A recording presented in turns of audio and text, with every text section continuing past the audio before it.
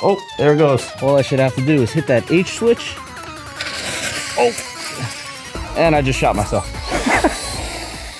Guys, we are back and we are doing something that I don't think I've ever done on this channel before, a how-to. Now, a lot of you are probably like, Jay, what can you possibly teach us? We are putting smoke bombs on an RC airplane, but not only are we putting them on, I'm gonna teach you guys how we are now able to light these things at any time while we're flying. Assisting me in that video is gonna be this beautiful Arrows MiG-29. I had the Arrows F-15 and I actually wanted that one again, but they said that there was only 6 in stock, so they sent me over this one to check out. I've never flown this, I'm excited to fly it. It has the exact same power system as that F-15, twin 64 millimeters on EDFs. This also has retracts, flaps, full functioning stabilators, all in, just a good plane. And right now it's $100 off. You guys can get this thing for $299. The link is down below, so definitely check it out. When I originally used to light smoke bombs on RC airplanes, which I did very frequently, the issue was you had to rip it on the ground, take off, and then by the time you get up in the formation that you want to fly with that smoke bomb, you already wasted 20, 30 seconds. Now the big one lasts 90 seconds, the small one, 60 seconds. This one's about 10 bucks. These ones are almost $20. So first things first, let's get this airplane out of the box.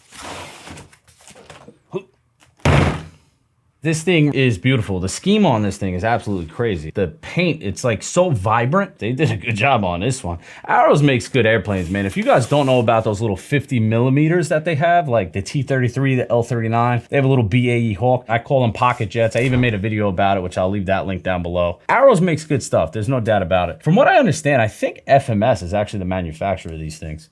Now, one thing you notice right away, there's giant cheater holes on the bottom of this. I mean, not terrible. They probably could have designed it a little different to not have cheater holes. This is going to be a great candidate for afterburners. The EDFs are super far back in the fuselage, so those afterburners would really show. So I don't have a set of 64s. You're not going to see that on the Maiden flight, but I am keeping this one for myself.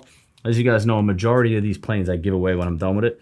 This one's cool. Like, it's just, the scheme is definitely my style. So I'll probably order a set of afterburners. If the weather doesn't allow me to fly this soon, maybe I might have them in for the Maiden flight. I doubt it. But what needs to happen now, we have 2 different size smoke bombs, right? What I did was I had Tom Hunt 3D print these, which you guys can get these on his Thingiverse. Essentially, it's just so that the smoke bombs can sit on it. And then the adapter itself, he made these holes at an angle so you could just put T-pins in, and he swears that T-pins are enough to hold this, and then, you know, you zip tie the smoke bomb. So you'll be able to move these brackets from plane to plane. You don't have to glue it to your airplane. So that's a big plus. Now, to ignite it, normally you pull this and it ignites it. But now MenaceRC made this little, I think it's a 5-volt switch. It has a 6.5 second delay, which tells me that this capacitor probably has to fill up, and then it ignites this E-match. Now the E-matches are sold separately.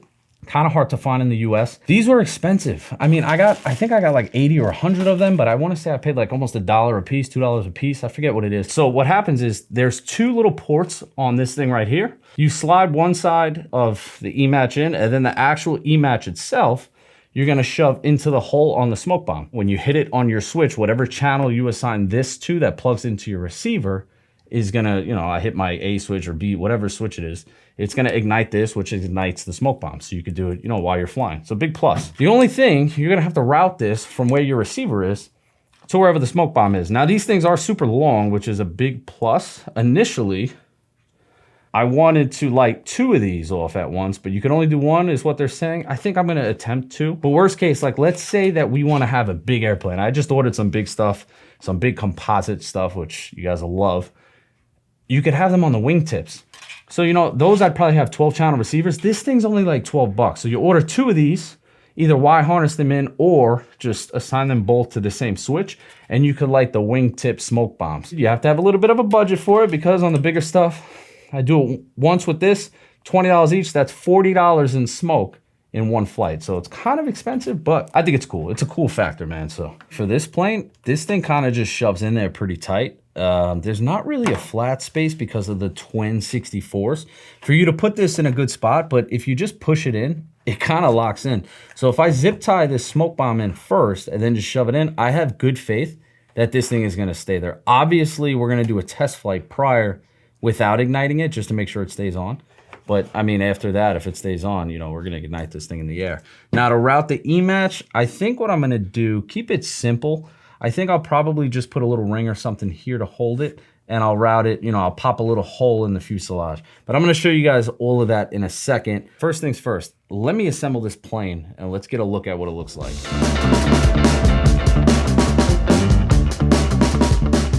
Now guys, you do have to glue on the vertical stabs. I gotta be honest, I absolutely hate that. I love when it screws. Because I have to glue it on, I use Starbond for everything. If you guys don't know about Starbond, CA with kicker, a little skeptical on some foam models. I do it anyway, guys. I haven't had an issue. I know a lot of you say it eats the foam, but just a little bit. You don't need a lot. It holds no problem. So I'm just gonna get these glued on and move on with the build.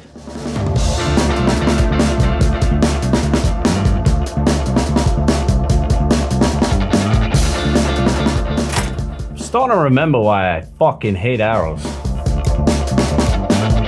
Each wing got 2 servo leads, right? So you're gonna have your flaps and you're gonna have your ailerons. Again, you know, this is an older model. It would be nice if it was quick connect, but it is what it is.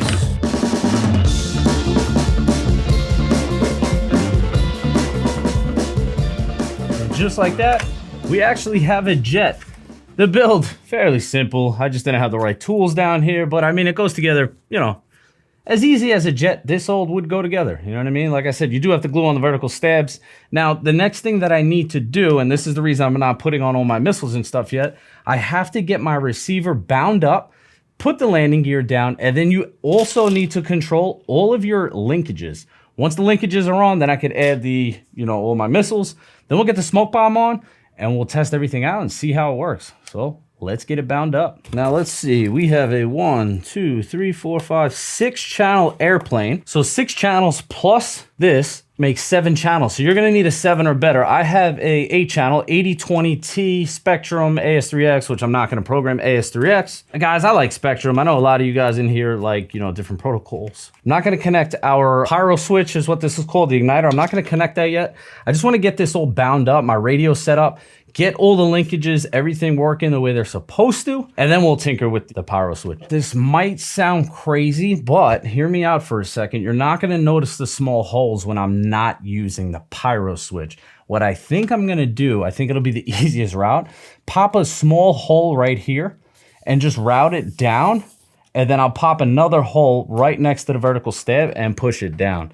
The reason I have to do it that way, this is definitely not the most ideal plane to do the Pyro switch with because of the twin 64s, but I'm doing it anyway. And then moving on, we'll definitely put it on other planes that are more suited for it. But I do think with this color scheme, and depending what color smoke I do, this thing is just gonna be crazy, so.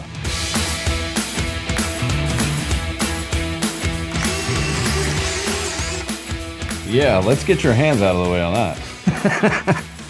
All right, now I gotta get these linkages on. This is my least favorite part of setting these airplanes up. It just takes the longest. It's not hard, it's just tedious. I need a table stand. If you guys could recommend one, highly appreciate it.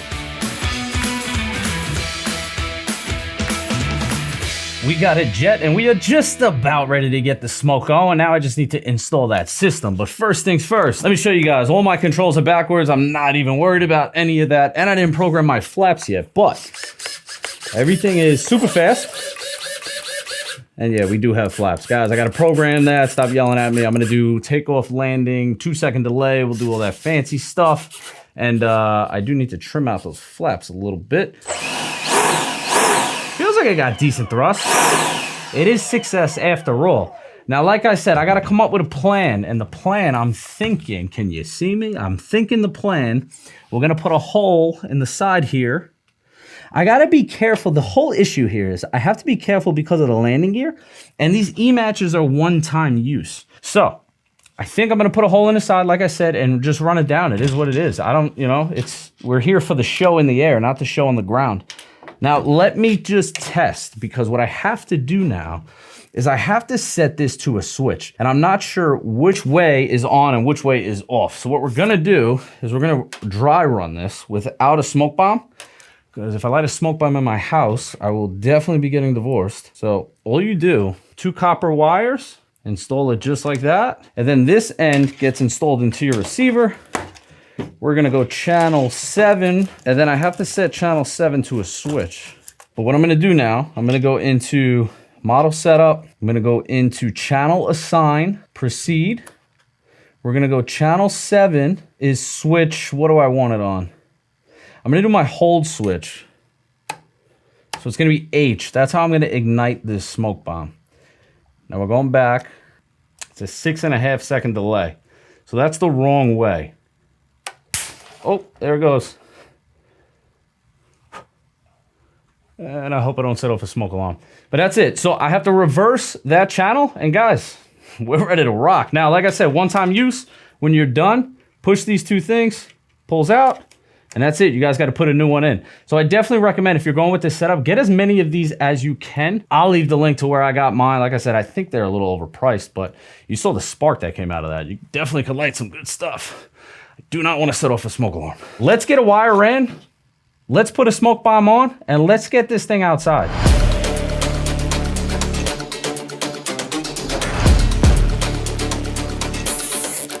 This is gonna flip over. What you gotta do is just poke a hole in this, because that's where that igniter is gonna go. So you just shove that inside like that. We're gonna put this right here.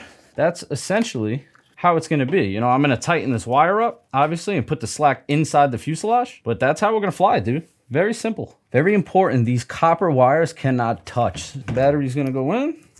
Do not let those wires touch. Let's go ignite this thing. Bear with me for a second while we shove this thing in there. Just like that. There it is. Beautiful.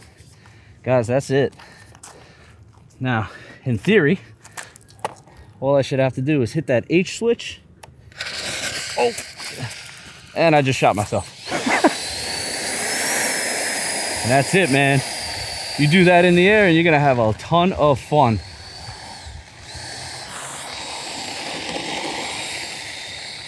That looks great. Good thing my neighbors are at work. Guys, 60 seconds with this thing too.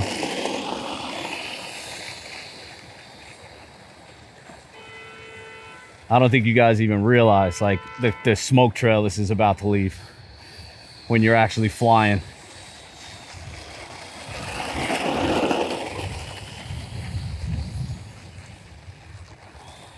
Tell you what, man, these E-matches are really changing the game, dude. We're gonna be able to do some fun stuff with these things.